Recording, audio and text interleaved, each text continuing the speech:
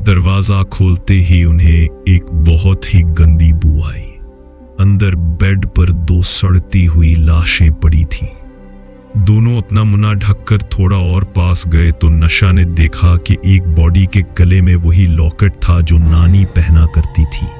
नशा के पैरों तले जमीन खसक गई। वो समझ गई कि ये लाशें उनके नाना नानी की हैं। पर अगर ये लाशें उनके नाना नानी की हैं तो वो कौन है जिनके साथ वो रह रहे हैं? इससे पहले कि अमन और नशा कुछ समझ पाते, उस कमरे में बच्चों की आवाजें गूंजने लगी। दोनों अमन और नशा कमरे को टटोलने लगे। आखिर ये आवाजें आ कहां से रही थीं? ढूंढते अमन गलती से एक पुरानी बुक शेल्फ से टक्कर गया। ताज्जुब की बात यह थी कि वो बुक शेल्फ किसी दरवाजे की तरह खुल गई और उसके पीछे था एक सीक्रेट कमरा। दोनों में से किसी की हिम्मत अंदर जाकर देखने की नहीं हो रही थी, पर तभी इस सीक्रेट रूम से कुछ बच्चों ने उनका नाम पुकारा। डरे सहमे दोनों बच्चे धीरे धीरे कमरे के अंदर जाने लगे। अंदर काफी अंधेरा था और इसलिए कुछ भी दिख नहीं रहा था। अचानक ही एक हल्की सी सफेद रोशनी कमरे के दूसरी तरफ से आने लगी। अब उन बच्चों की आवाजें तेज हो गई थीं, गोया कई बच्चे दर्द में रो रहे हो। ऐसा लग रहा था कि वो आवाजें कुछ कहना चाह रही हैं। जब वो दोनों कमरे के दूसरी तरफ पहुंचे तो दोनों का डर और बढ़ गया। कमरे के बीचों बीच खोपड़ियों का ढेर पड़ा हुआ था। उसकी बगल में एक हॉर्नकंड और कुछ सामग्री रखी हुई थी। कमरे की दीवारों पर कई सारी डिस्टर्बिंग ड्राइंग्स बनी हुई थी। वो ड्राइंग्स किसी अजीब से जानवर की लग रही थी। एक जानवर जिसके लंबे लंबे नोकीले नाखून और दांत थे।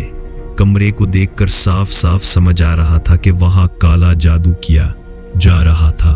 दोनों उन ड्राइंग्स को देख ही रहे थे जब वो बच्चों की आवाजें चीखों में बदल गईं, जैसे कई बच्चे एक साथ जोर जोर से एक ही चीज बोल रहे हों, बच जाओ यहां से। निशा और अमन फटाफट इस कमरे से बाहर निकल गए। अब सूरज ढलने को आया था, अंधेरा होने वाला था। निशा और अमन को अब ये समझ आ गया था कि जिनके साथ वो रह रहे हैं वो इनके नाना नानी नहीं हैं, और वो लोग जो भी हैं बहुत खतरनाक हैं। दोनों ने तय किया कि वो दोनों इन लोगों के आने से पहले ही भाग जाएंगे।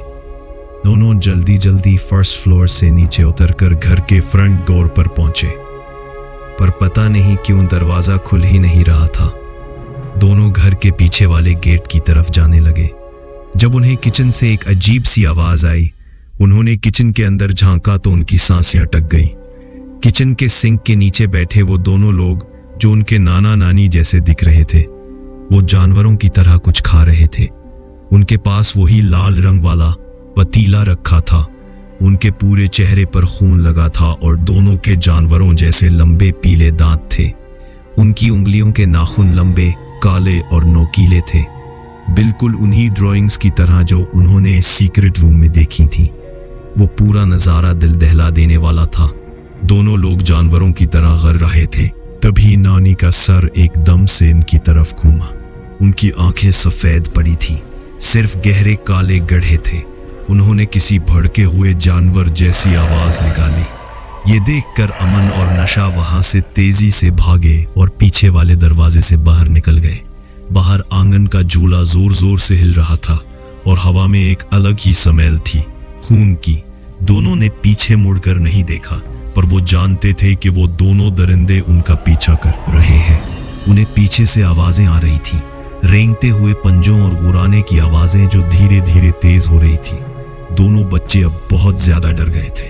दोनों को नहीं पता था कि वो भागकर कहां जा रहे हैं, बस ये जानते थे कि उन्हें कहीं दूर भागना है। भागते भागते वो दोनों एक मंदिर के पास पहुंचे और बिना कुछ सोचे समझे अंदर चले गए। दोनों ने एक बार भी पीछे पलट कर नहीं देखा। अंदर जाते ही दोनों भाई बहन एक दूसरे को गले लगाकर रोने लगे। मंदिर के कोने में एक भूरा आदमी बैठा हुआ था। बच्चों को ऐसा डरा सहमा देखकर वो उनके पास जाकर सवाल पूछने लगा। आखिर इतनी रात को वो दोनों जंगल के बीचों बीच क्या कर रहे थे? तभी उसे बाहर से गुर्राने की आवाजें आई। बिना डरे इस आदमी ने मंदिर के भारी दरवाजों को बंद किया और दोनों बच्चों को मंदिर के अंदर वाले कमरे में ले गया। उसने अपनी लैंडलाइन से एक फोन मिलाया और फिर वो बच्चों के पास आ गया। वहां इस बुरे आदमी ने बताया कि वो दोनों अब सेफ है और उनसे पूछा कि वो दोनों बच्चे आखिर इन दरिंदों से टकराए कैसे। नशा के मन से कुछ निकला ही नहीं, तो अमन ने रोते हुए उस आदमी को सब कुछ बताया। आदमी ने उनकी पूरी कहानी सुनी और फिर बहुत संजीदगी के साथ उन्हें बताया कि वो दोनों उनके नाना नानी नहीं बल्कि सुमित्रा और सुशील थे। सुमित्रा और सुशील कई सालों पहले पास के एक छोटे से गांव में रहते थे। उन दोनों को हमेशा से बच्चे चाहिए थे, पर कई कोशिशों के बाद भी सुमित्रा को बच्चा नहीं हुआ। जब डॉक्टर्स उनकी मदद नहीं कर पाए तो उन्होंने काले जादू की मदद लिया। आखिरी बार उन दोनों को उसी जंगल में एक अजीब सा रिचुअल करते हुए देखा गया था। फिर वो दोनों कहीं गायब हो गए। वो कई सालों बाद वापस तो मिले, पर इस भयानक रूप में। ना वो इंसान थे, ना जानवर, ना मरे हुए, ना जिंदा, पर अब उनके पास किसी का भी रूप लेने की शक्ति थी। इन्हें बच्चे बहुत पसंद थे, तो वो पहले लोगों को मारकर उनकी जगह इनके बच्चों के साथ रहते, और जब बच्चों को कुछ अजीब लगने लगता या वो भागने की कोशिश करते तो वो उन्हें मारकर उनका सर अपने पास रख लेते।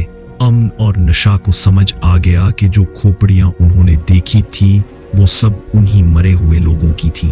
इन दोनों के डर के मारे आंसू रुक ही नहीं रहे थे। तभी इन दोनों की नजरें उस आदमी के पीछे वाली खिड़की पर गईं। बाहर वही काले दरिंदे खड़े थे। उनके दांत चमक रहे थे और वो अपने लंबे नाखूनों से खिड़की के कांच को खरोच रहे थे। दोनों के मन खून से सुने हुए थे और वो गुस्से से गुर्रा रहे थे। इस आदमी ने बच्चों को पुरसुकून करते हुए कहा कि वो इस मंदिर का पुजारी है और वो मंदिर मंत्रों से बना हुआ है, इसलिए वो जानवर अंदर नहीं आ पाएंगे। इसने कहा कि इसने पुलिस को फोन मिलाया है और पुलिस बस आती ही होगी, पर पुलिस जब तक आई तब तक वो गुर्राने की आवाज बंद हो गई थी।